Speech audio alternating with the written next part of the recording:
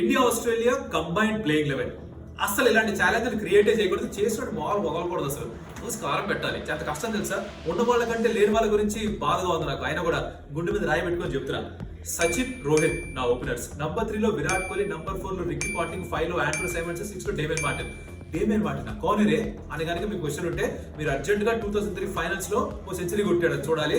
దాని తర్వాత కొన్ని హైలైట్స్ ఉంటే, కవర్ డ్రైవ్లు కొడతాడు, ఓవర్ కవర్స్, కట్ షాట్ ఉంటే బాబో నెక్స్ట్ లెవెల్ ఉండాల్సిందే ఆ మనిషి. తను అయిపోయిన తర్వాత Mahendra Singh Dhoni my captain, wicket keeper and finisher. Bevan జాగలేదు, సారీ ఏం చేయలేను.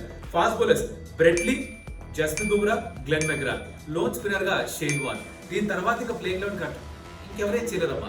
లేని వాళ్ళు honourable mentions Adam Gilchrist, Michael Bevan, తర్వాత అనిల్ కుంబ్లే, జహీర్ ఖాన్. ఇలా చెప్పుకుంటూ పోతే ఇంకొక 2-3 లెవెన్స్ తయారు చేస్తా.